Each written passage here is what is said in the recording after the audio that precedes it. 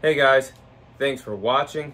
Thanks for listening. This is your host Thomas Tyree from On the Hot Podcast. Today, this will be the Combat Series episode number 62 for you guys today. Of course, this episode is going to be coming out on all four of our platforms: our Instagram account, our Facebook account, our YouTube account, and our Apple Podcast account. So let's go ahead and dive into the first segment of the Combat Series this week, taking place in the sport of boxing. I'll be sharing my thoughts on the new up-and-coming fight that we'll be seeing very soon in the lightweight division between Shakur Stevenson and Joe Cordina. So, the fight was announced a few days ago in the sport of boxing. On October 12th, Shakur Stevenson will defend his WBC lightweight championship against Joe Cordina in the co-main event of the Dimitri Bivol versus Arthur Beterbiev card. So, Shakur Stevenson, also, I will congratulate him for signing with Eddie Hearn and Matchroom Boxing Promotions.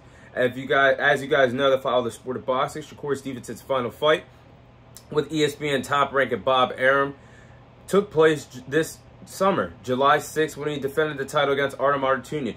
That was his final fight on the with ESPN top ranker Bob Arum and Company, and now has just signed a new deal with Eddie Hearns and Matchroom Boxing Promotions. I'm happy for both Shakur Stevenson and Eddie Hearns. I want to see how that partnership blossoms, and I want to see the plan that Eddie Hearns truly has to make Shakur Stevenson a possible star in the sport of boxing. So, in this segment, I'll be sharing my pros and my cons of Shakur Stevenson being added to the Dimitri Bivol versus Arthur Beterbiev card. So, the positives for this: Shakur Stevenson is finally on a pay-per-view card. It's hard to believe that this three-division world champion and Shakur Stevenson, a pound for pound, one of the best fighters in the sport of boxing today, has yet to be on a pay-per-view card. He's fought for ESPN top rank, but never on a pay-per-view card. And he's in a co-main event spot on the Dimitri Bivol versus Arthur Beterbiev card, that monumental card where you'll have two pound for pound greats fighting for the undisputed titles at the light heavyweight division. So I think Shakur Stevenson, this fight that he's going to have against Joe Cordina, it's tailor-made for Shakur Stevenson to get the knockout victory. Joe Cordina just got knocked out in his last fight when he was fighting on the Tyson Fury and Alexander Usyk undercard, where he lost his IBF title at the 130-pound division. So you're fighting a fighter that's moving up from 130 to 135 after he just got knocked out in his last fight at 130 when he lost the IBF title. And I think Eddie Hearns and Turki Al-Sheikh giving Shakur Stevenson some good exposure on this card. And if I were Eddie Hearns, this is how I map up Shakur Stevenson's next three fights. I would obviously you're going to get Joe Cordina if you're Shakur Stevenson. You take care of business. You defend the title next against William Zepeda. If you get past William Zepeda, then in 2025, we should be guaranteed a unified championship fight if all goes well between Shakur Stevenson and Gervonta Davis in the lightweight division, one of the biggest fights to make in the sport of boxing. And that's how I map it out for Eddie Hearns after he just signed Shakur Stevenson. If he wants to make Shakur Stevenson a star, again, it should go Shakur versus Joe Cordina, which you'll get. Shakur successful, fight William Zepeda. William Zepeda is a top 5 contender in the lightweight division, currently the #1 contender for all the sanctioned titles. I'm talking WBC, WBA, IBF, and WBO world titles at this division. And then fight Gervonta Davis if Gervonta Davis is successful in his own path on his quest to fight Shakur Stevenson. That's how I map it out if I'm Eddie Hearns. That's how I map it out if your true intentions of signing Shakur Stevenson was to make him a star in the sport of boxing. Now, let's go with the cons, the negatives of Shakur Stevenson taking this fight against Joe Cordina. Now, this is the second time that Shakur Stevenson will defend his lightweight championship, his WBC lightweight championship, against a fighter coming off a loss. He just did it this summer when he fought Artem Artunia. Artem Artunia's last fight before the Shakur Stevenson fight, he lost against Frank Martin.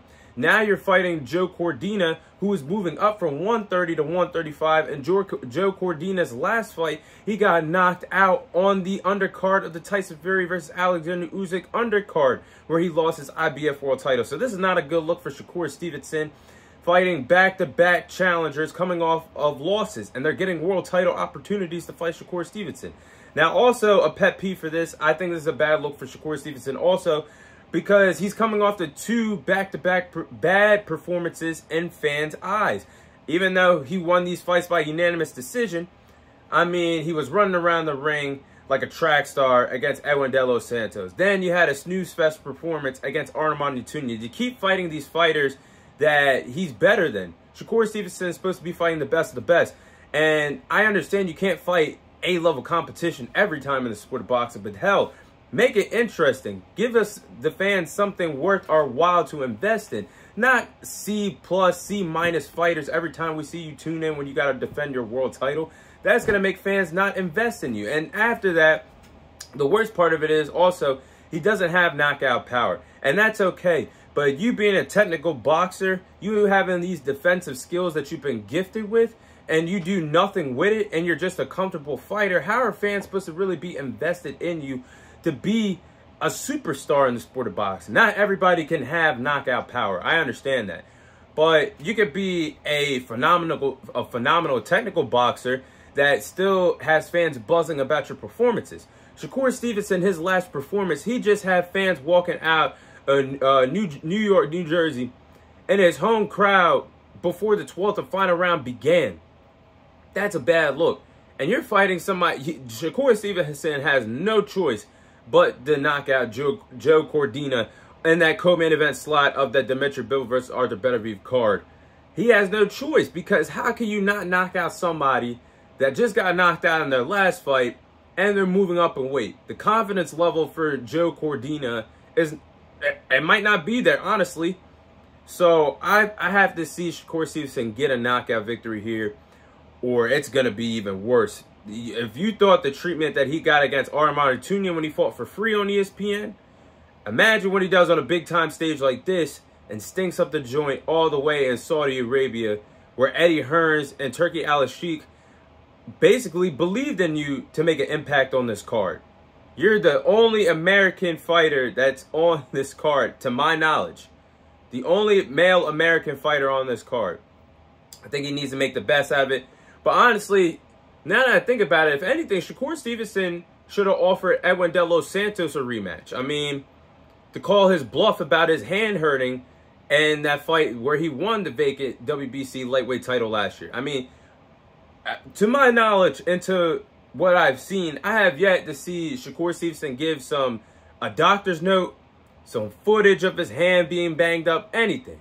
It just looks like a bland excuse at this point of what happened with Edwin De Los Santos. I would have given him the rematch instead of having Joe Cordina, out of all people in the lightweight division, travel up and move up to fight Shakur Stevenson for the WBC lightweight title. Again, it's Shakur Stevenson's second time defending the title against fighters coming off of back-to-back losses. If he doesn't get the knockout victory against Joe Cordina, will Shakur Stevenson ever evolve to be a star in the sport of boxing? October 12th is his biggest test, when he will finally be on a pay-per-view card. But those are my thoughts on Shakur Stevenson versus Joe Cordina. That fight officially being announced next in the lightweight division.